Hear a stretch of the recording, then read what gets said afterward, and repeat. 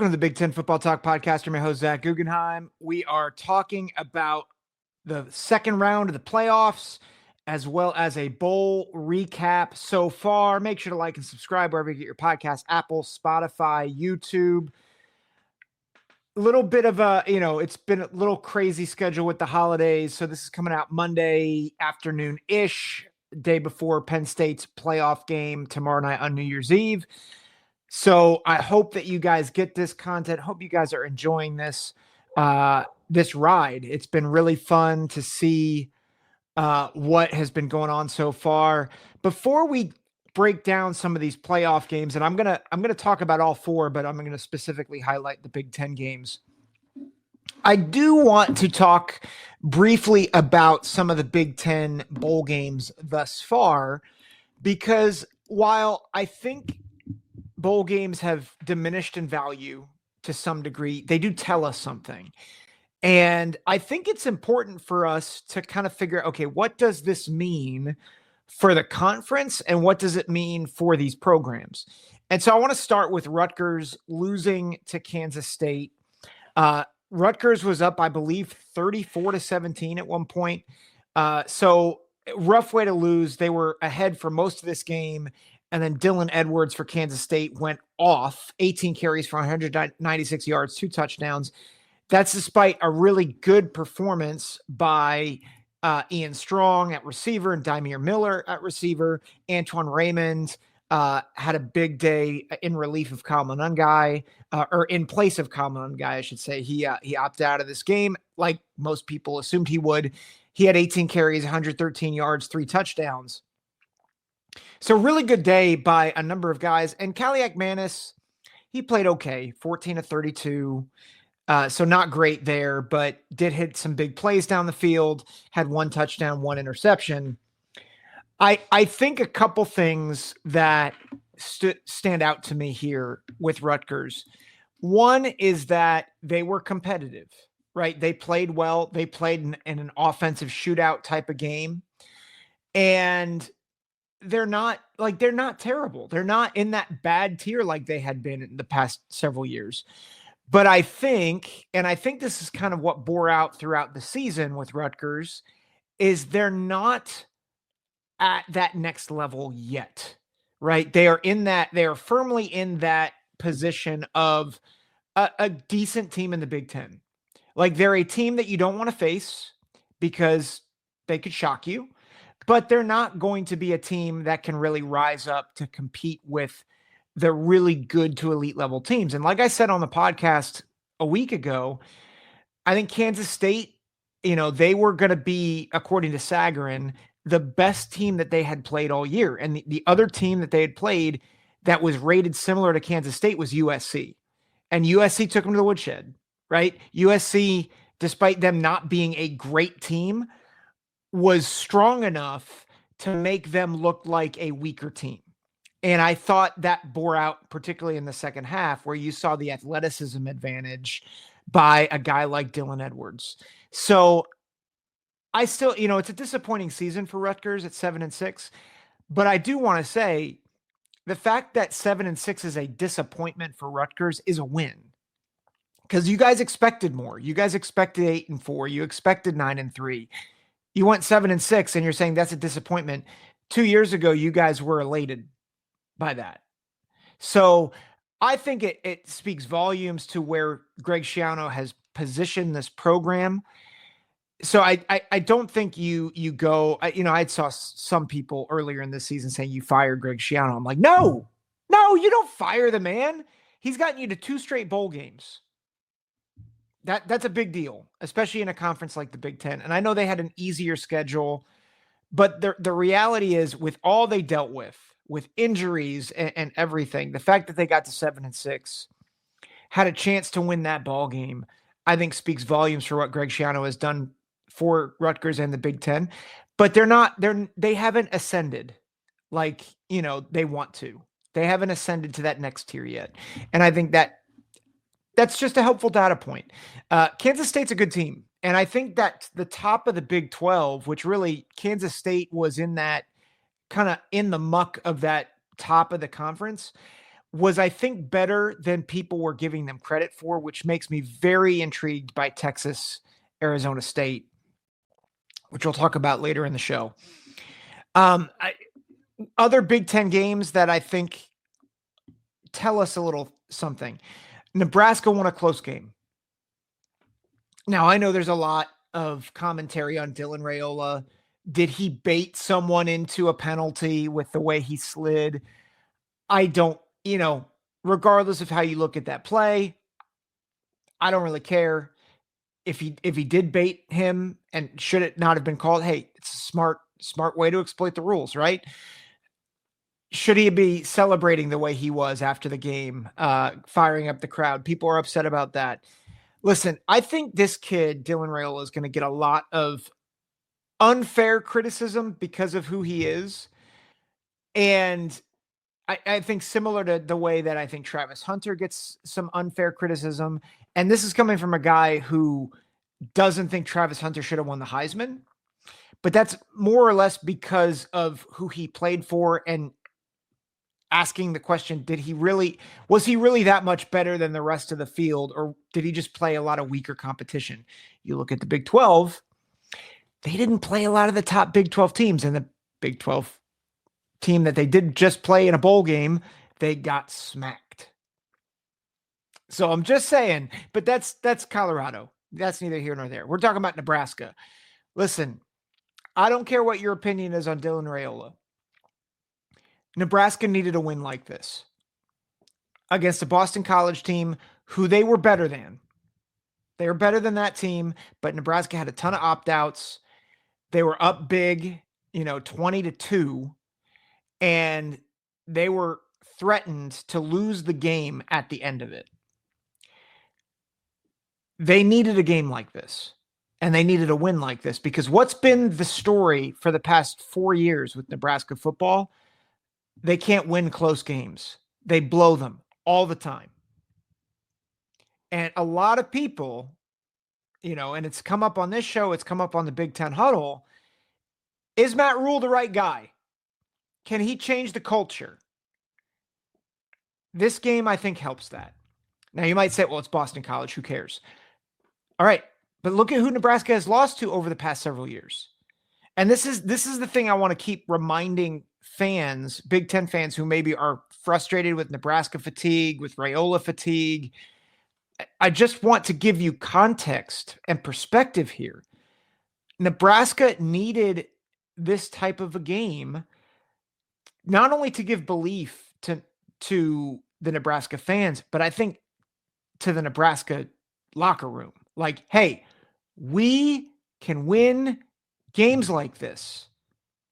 When we don't play our best, we can still win games like this. And that's what this was, right? Dylan Raiola had great moments. He had poor moments, right?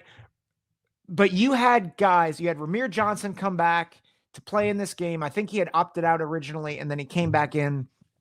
He had a good game. He had a touchdown in this game. You had a lot of guys rising up and stepping up to make plays to make sure that Nebraska won this game. And this speaks volumes for the future of this program. So I really am enamored with what Nebraska does from here on out. I don't have the schedule in front of me for next year, but does this continue the ascent as Matt Rule builds this program? For anybody saying, well, it's just, they're just 7-6, we expected more. Yes, I agree with you, but also similar to Rutgers, let's not forget where this program has been. This is their first bowl game in 8 years. This is their first winning season in 8 years. This is their first bowl win in I don't know how long. This is a big time win for a Nebraska program that is fighting and clawing to get back to where they once were. And I think you've got to give credit there. Now, let me go to another program, USC. USC is 2-0 against the SEC, and they went 4-5 against the Big Ten. Just insane. Now, I don't know if Jordan Mailata is the guy, but he certainly played well enough down the stretch to beat a game Texas A&M team.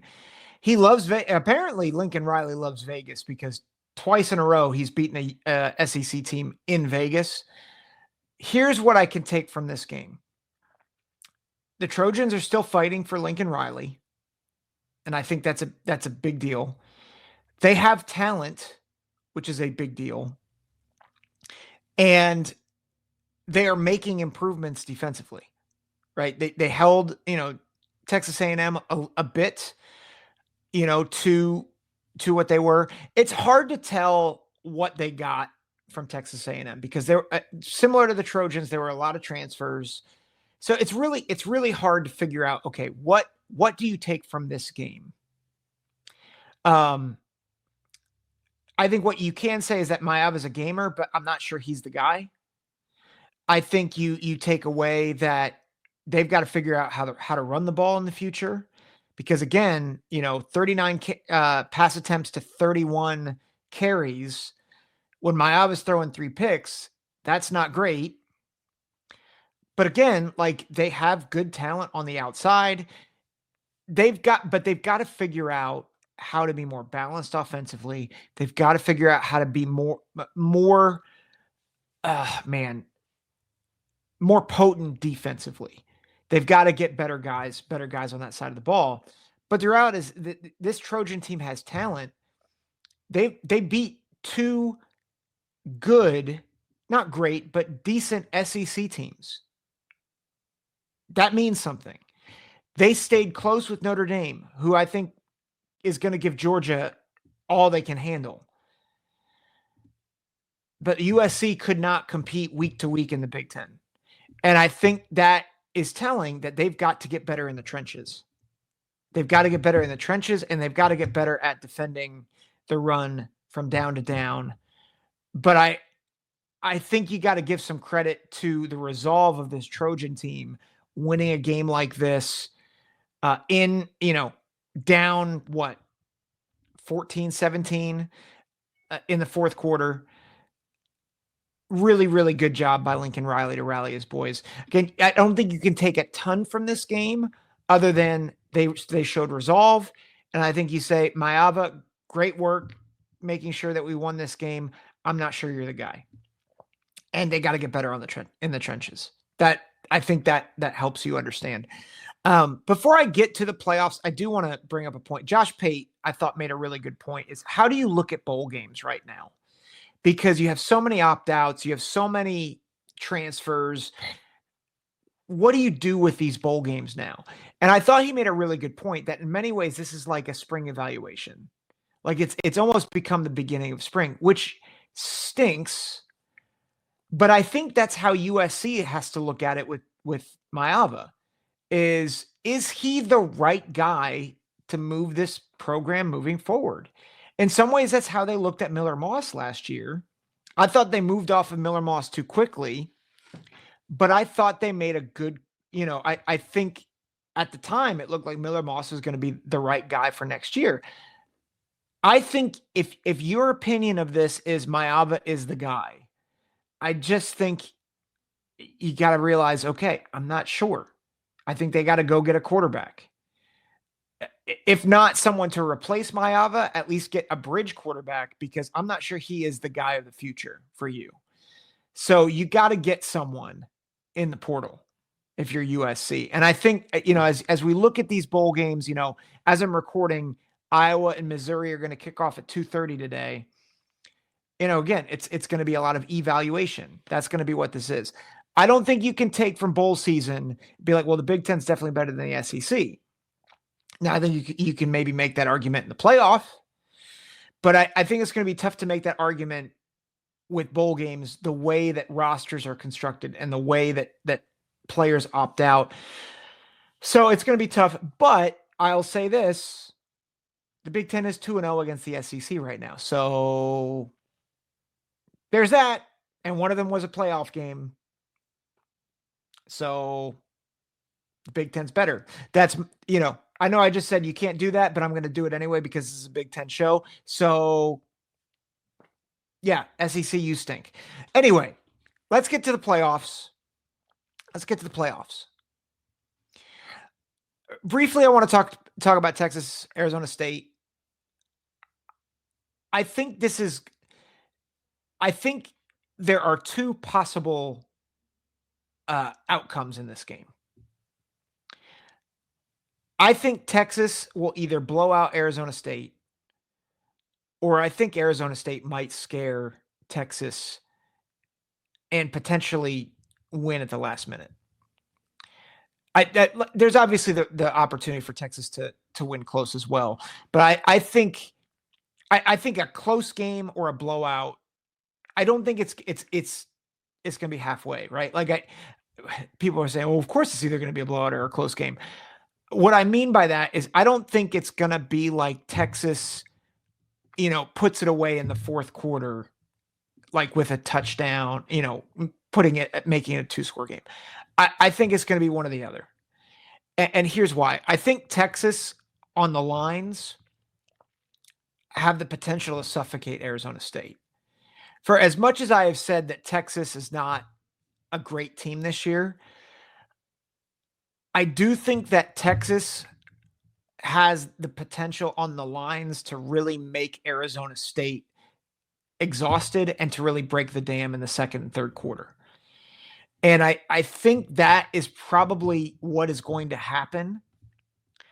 I've got 34-10 as my score prediction here. I just think it's going to be really tough on Arizona State to score with Texas's defense and the way they kind of make things, kind of make you work. I think Sam Leavitt's a good quarterback. I don't think he's elite. I don't think he has the tools like Cade Klubnik does.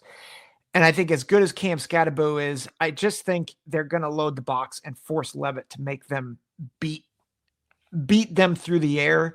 And I just think Texas's corners, as good as Tyson is on the outside for Arizona State, I just don't think that's going to be good, a good matchup. And I think Texas is going to be able to exploit some of the weaknesses on Arizona State's defense. Isaiah Bond's coming back at receiver. That's just going to be a tough matchup. It's going to be a tough matchup for them. I'll give the one caveat because I'm looking at Arizona State statistically, and I'm like, I don't know if I like this.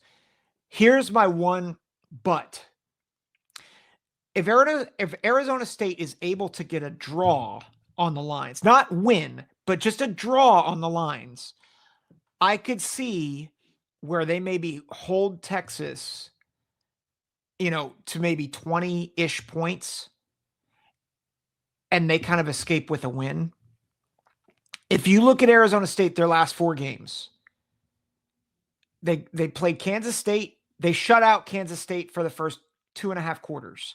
They were up 24-0, and then Kansas State kind of clawed back. BYU, who just crushed Colorado. BYU, I think, is a really good team. They were up big on BYU, and BYU came back, but they got up on them early.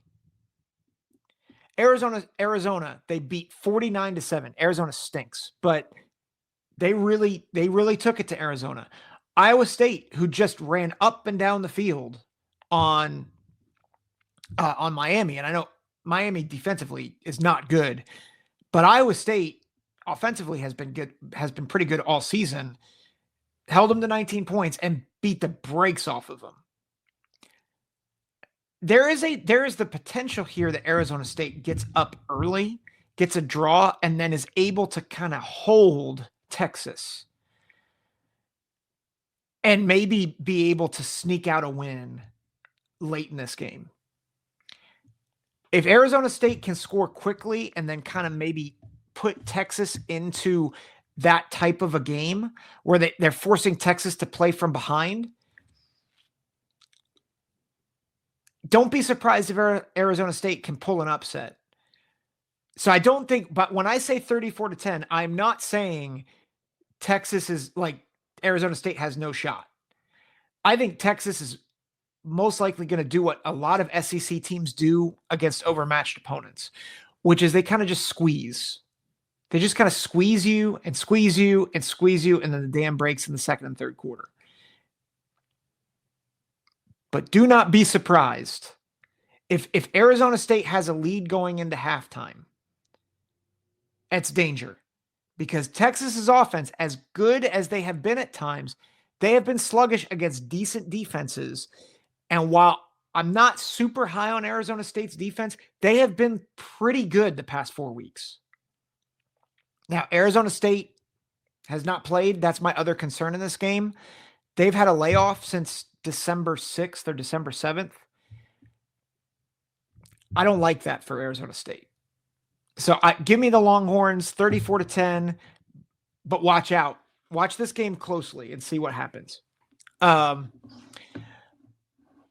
want to go to Georgia, Notre Dame.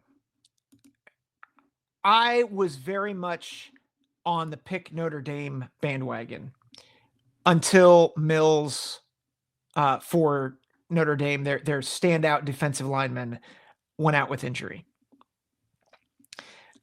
And I think that changes the complexion of this game. Now, something to consider. There's a lot of things to consider in this game. But Georgia's rush defense has not been great. They've allowed over 120 yards a game. They're not as great statistically as they have been all year or in previous seasons. And the spread, it was I think it was 2.5. It got up to 2.5 for Georgia. It's back down to 1.5 in favor of Georgia. FPI favors Notre Dame in this game. Now, FPI, their matchup predictor, ESPN Analytics, it's not accounting for Mills being out of this game.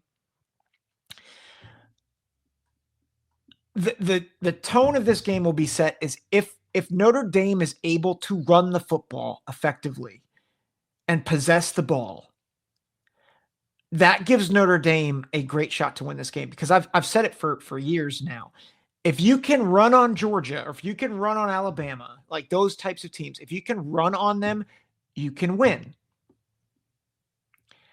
But here's the thing with Notre Dame is that they don't have a quarterback who can just win the game by throwing.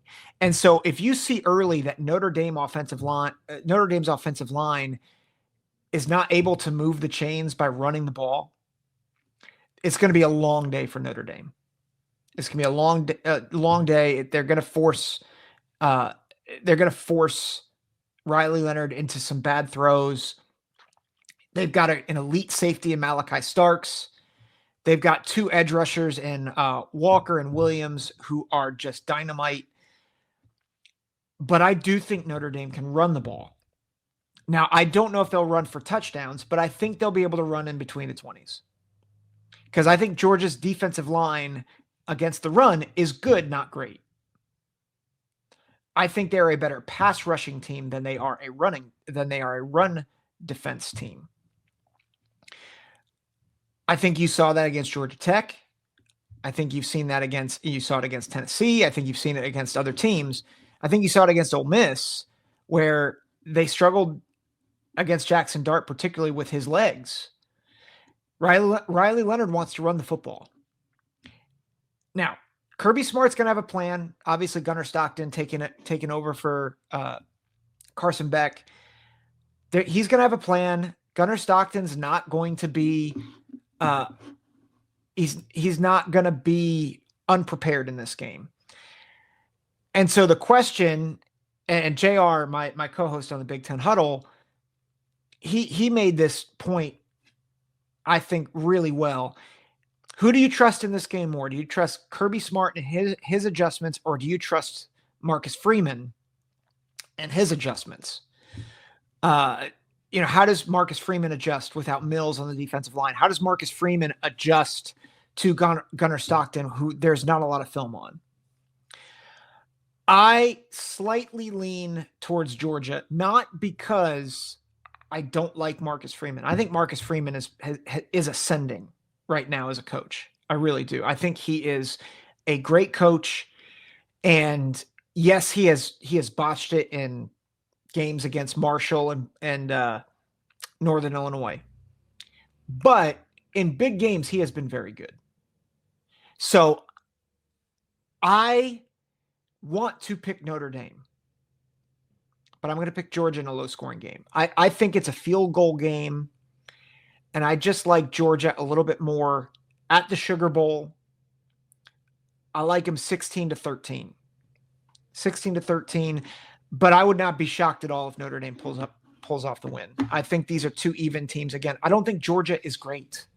I think they have some elite level talent, but there's nobody on Georgia's offense that scares you. But I do think there is the potential for Georgia to bully Notre Dame up front, because Notre Dame, just from a size perspective, they just give up a lot of ground in terms of weight and height. I just don't know how that's going to work out for Georgia or for Notre Dame. So I like a low scoring game. I think Notre Dame's able to match them blow for blow for a while, but I think Georgia's able to pull it out at the end. Penn State, Boise State. This game, according to FPI, is a little bit closer than I think people would expect. Texas Arizona State is the biggest gap in terms of analytics and matchup predictor. This is the second largest margin, but it's not as wide as you would think. The matchup predictor has a 65-35 essentially in favor of Penn State. Penn State's an 11.5 point favorite. This is the New Year's Eve game, 7:30 Eastern. I think Boise State, I think they are in some trouble in this game. Now, I will say this. Penn State's got to watch out for a few things here.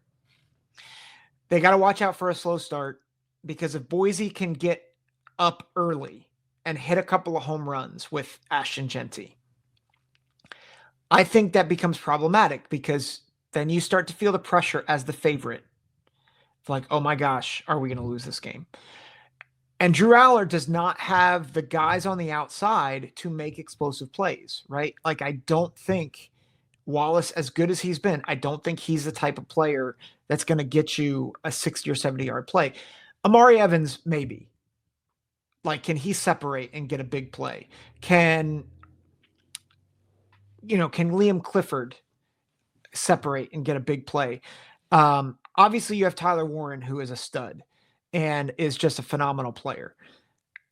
But I'm concerned if Boise State gets a score or two and makes it 14-0,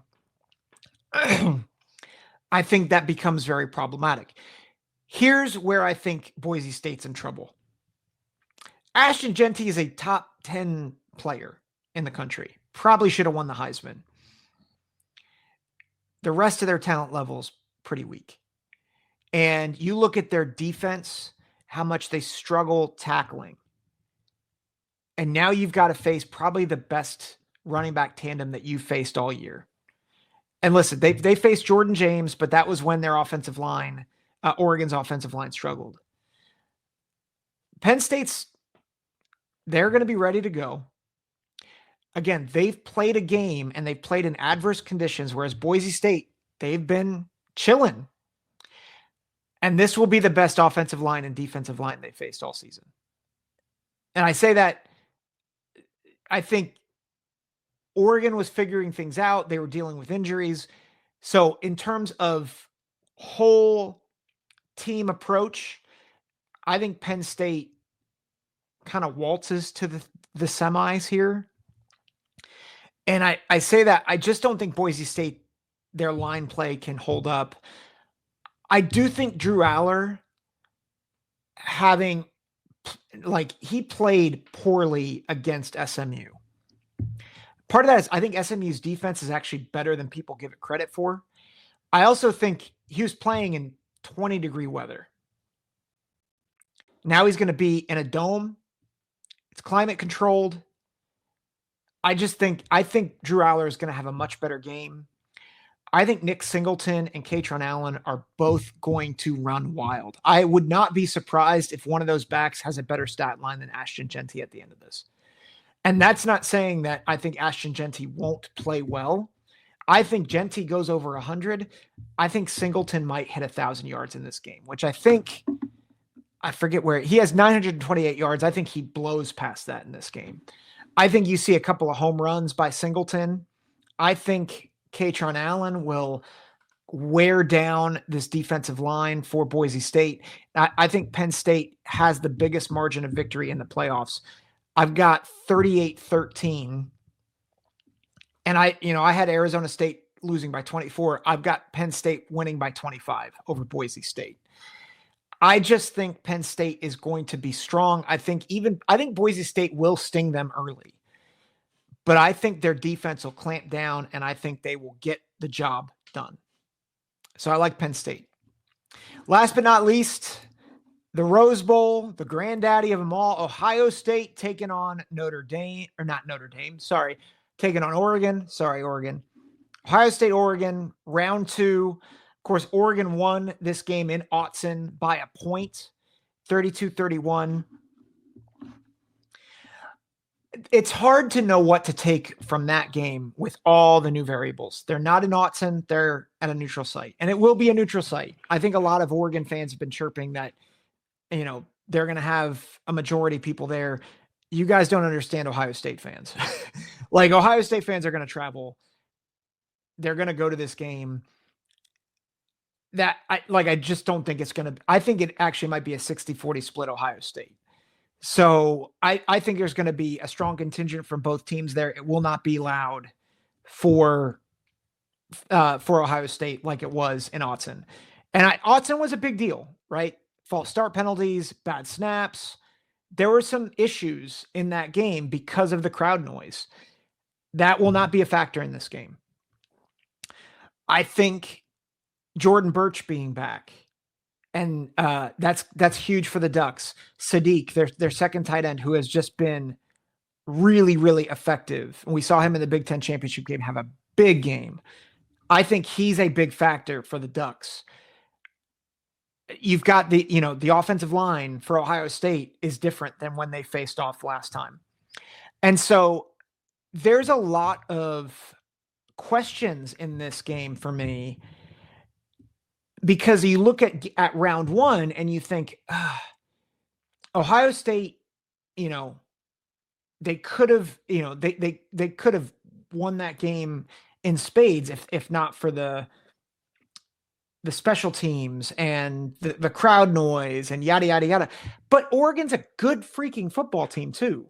And I think Dan Lanning's one of the best coaches in the country. I think he's aggressive. I think he'll be aggressive in this game. And the question is, I think JR made this point on the Big Ten huddle. Will those calls pay off? And ultimately, who is the better coach, the coaching staff? Is it Dan Lanning, Will Stein? I'm blanking on his defensive coordinator right now. Or will it be Ryan Day, Jim Knowles, Chip Kelly? Who's going to get the better of this team? Who's going to get the better of who? And when you put it like that, you guys know how I feel about Ryan Day. I don't trust him.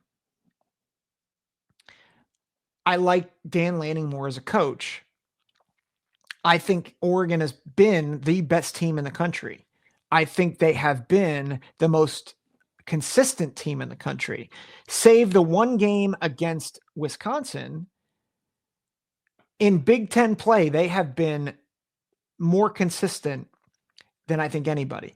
And you look at Ohio State, they have been maybe the most inconsistent team.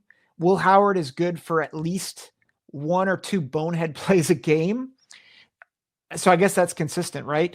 So they've been consistently inconsistent. Does their version against Tennessee show up? Do they show up on Wednesday, on New Year's Day? Because here's the thing.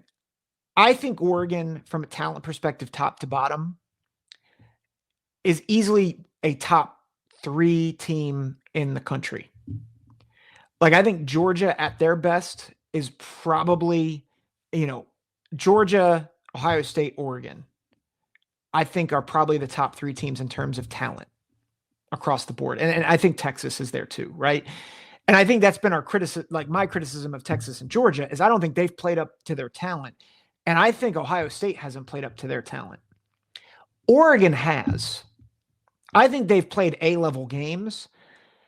Out of those 4 teams, I think Oregon is 3rd or 4th in terms of talent. I'm going to take a risk here because in my head, I look at the talent and I think Ohio State's better. And I look at game 1 and I think, all right, they lost by a point. They got outcoached. They were in their building. They lost an offensive lineman in that game, during that game. They had bogus offensive pass interference. They struggled with special teams. Like, a lot of things went wrong for Ohio State in that game. They lost the turnover battle 2-0. And they still only lost by 1 point and had a chance to win it at the end of that game.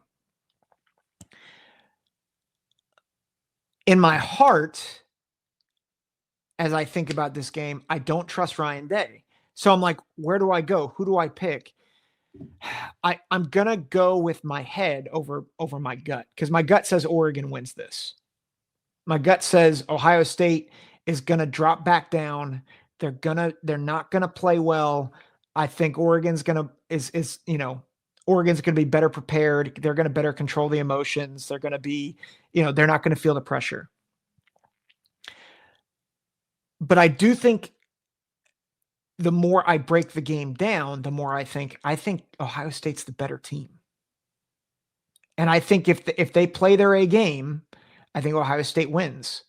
And I think Ohio State could win handily. I just haven't seen it yet. So I'm going to pick Ohio State. I picked Oregon to win 34-31 in their regular season meeting.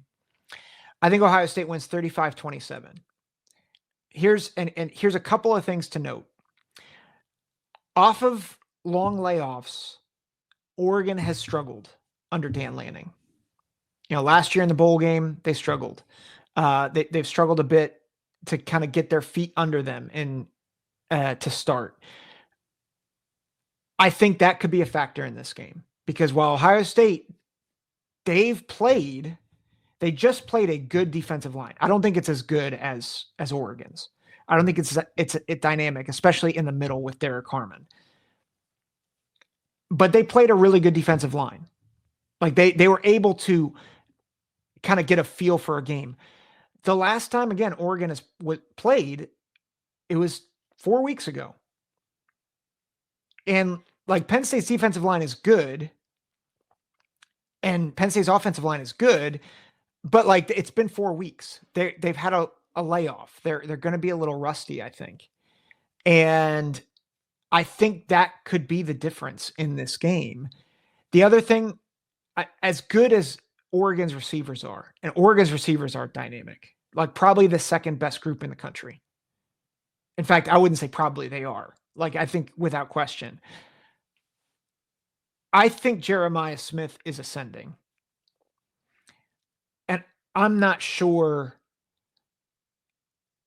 I just don't know if there's anyone who can really stop him. And it's one of those things where if they try to double Jeremiah Smith, the problem is you now have to deal with Emeka Ibuka and Carnell Tate. And I think that between that and I think the run game for Ohio State, I think that's going to be enough for Ohio State to win this game. I don't think the run game, I don't think they can just line up and run it. But I think if they use the pass game to open up the run game like they did against Tennessee, Oregon at times has really struggled to stop the run. Saw it against Boise, saw it against Penn State. Now, granted, I think against Penn State, they were dealing with some sort of sickness there. But you've seen them struggle a bit in run defense.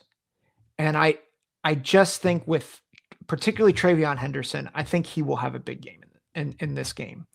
So I again, my feel is don't trust Ryan Day. But I'm going to pick Ohio State 35-27.